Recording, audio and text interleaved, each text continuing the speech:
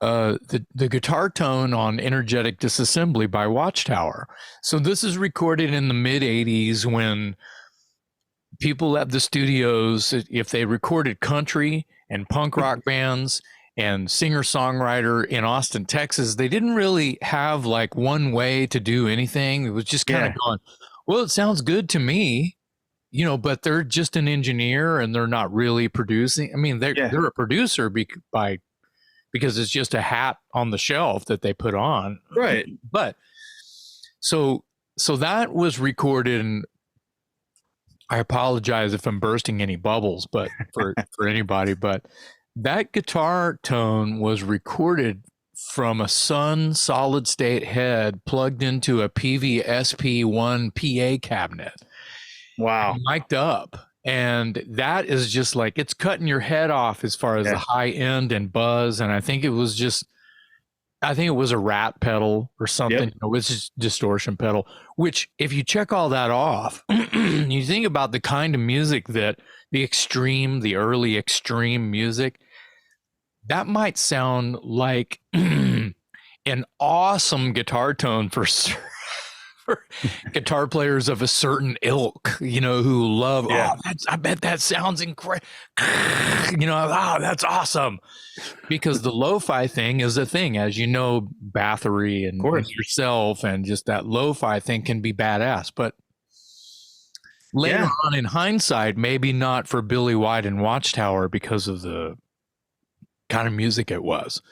But when you're a teenager and you don't know shit yet, and your bedroom tone is trying to recreate that in a studio is always a learning curve. And so, you know, recording in the red digitally, it's like very little distortion, either analog and like in the end product, it's going to add gain. It's going to add that crushing high end, just natural distortion to your guitar tone.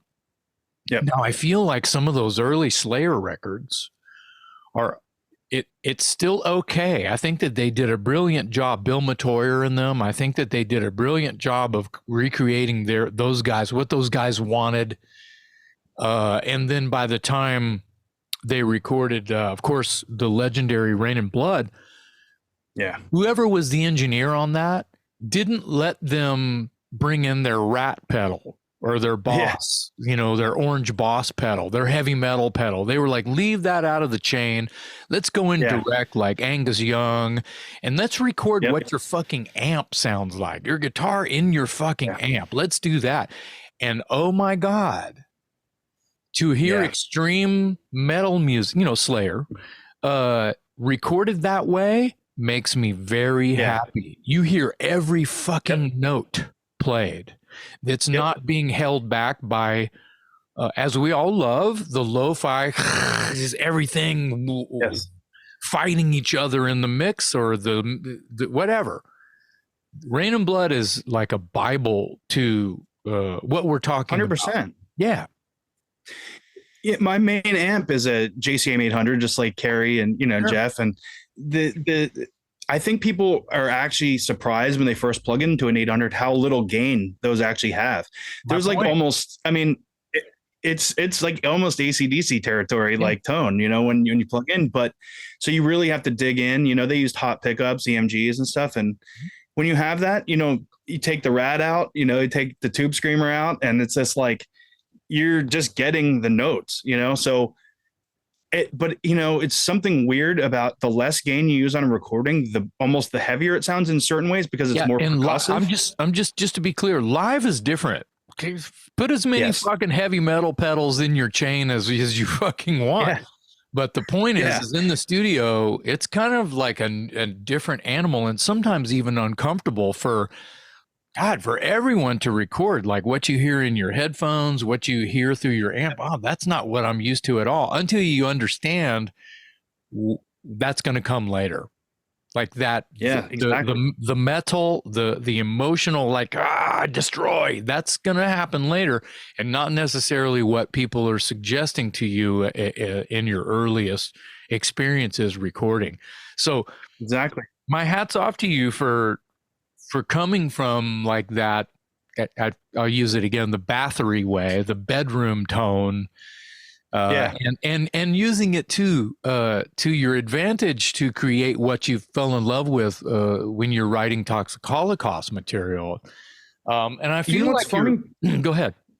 Oh, sorry. I was going to say, what's funny, because piggybacking off your story about, recording with people that maybe weren't familiar with metal and stuff, and, like a country producer or whatever, like, and getting unique tones, like with the Watchtower stuff. And I think a lot of the early records all sounded very unique because metal was something that people weren't familiar with how to record up until Rain and Blood, things like that. So it was like, a lot of those earlier records just all have, none of them sound the same, and that kind of is cool, and that's my philosophy for recording, because I like the unique aspect of those records and just records in general. I draw from a lot of different influences. Like, for instance, like, I don't know if you're familiar with a band called Guided by Voices, but they were lo-fi. I mean, they were like, they actually, I think, coined the term for being like a style of music as lo-fi, and that was all recorded very weirdly and experimentally on like 4-tracks and stuff. And,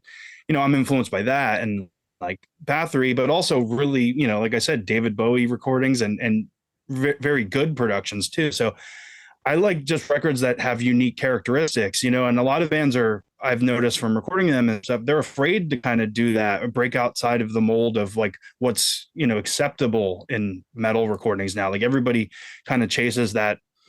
This is no shade on Andy Sneap, because I love his records sound amazing. Oh, yeah. But a lot of people are afraid to do stuff that doesn't match up to his level of production, and it's like, he's Andy Sneap. If you want a record that sounds like Andy Sneap, go to Andy Sneap. It's like, I like stuff that all kind of sounds unique, different, different, just disgusting sometimes, just weird things that kind of give records a characteristic, it doesn't have to be, it's metal. It doesn't have to be safe, it can be unique and weird and aggressive, That's a great point. And I'm probably the guy in this room that has no clue what's being discussed as far as recording and sound and all that. I'm more of a consumer. I'm not a musician, and I'm certainly not a studio engineer or whatever. But you just made a really valid point. When like speed metal was in its infancy, there weren't a lot of reference points. So everybody was kind of, and there was geographical distance and the internet wasn't around. So everything, I love that you brought up that point that everything was kind of, it was a work in progress. It was an experiment, and each album was kind of localized to its environment. And then once the genre becomes a genre, and you have reference points, like you have Rain and Blood or you have Ride the Lightning, and then the upcoming bands say, I want to sound like that, then you start to fall into this formula. But earlier, prior to that, what you were saying is that's exactly why a Possessed record sounds different than, the Exodus album or whatever. There's slight variations because the formula hadn't been mastered yet. And like, for instance, like, Bill Metoyer recorded a ton of those Metal Blade bands, but they all kind of sound different because they weren't all using the same gear. They were kind of using just whatever they had, and that also is another point. Like, a lot of people use the same stuff. Like, most people use like a 5150 and a Mesa cab and the Tube Screamer, and everybody has that same guitar tone. And it's like, it's a great sound, but there's nothing really that sets it apart from the next band's sound. Whereas, you use a Sun solid state amp, which I have, by the way. I have an amp called a Sun Beta Lead. I don't know if it was that That's amp. What it was. That's what it awesome. was. I love that. It was They're great. They're great. It was a Beta Lead. Use that too. It was a Beta Lead plugged into a PVSP1 PA cabinet. That's amazing. So if you go, next time you're at the pawn shop and you find an SP1, you're like, oh, I can recreate Billy White's tone exactly like Energetic Disassembly if I wanted to. Not saying you would want to. So Joel, but it's funny. That's what makes it things unique. That's what's cool about it. Not everybody was using the same stuff. People heard things differently. Different engineers that didn't necessarily know how to capture the stuff makes things, some of it doesn't necessarily sound good, quote unquote, but it sounds unique, it's like, and that's cool too. That's very interesting. I would have never put that together because I'm just not in that world like the two of you guys are. But now that you say that, it makes perfect sense. And I'll, whenever I listen to one of those records, I'll keep that in mind. That there's a unique quality to this album because this genre wasn't yet turned into a formula because it was all still in its infancy.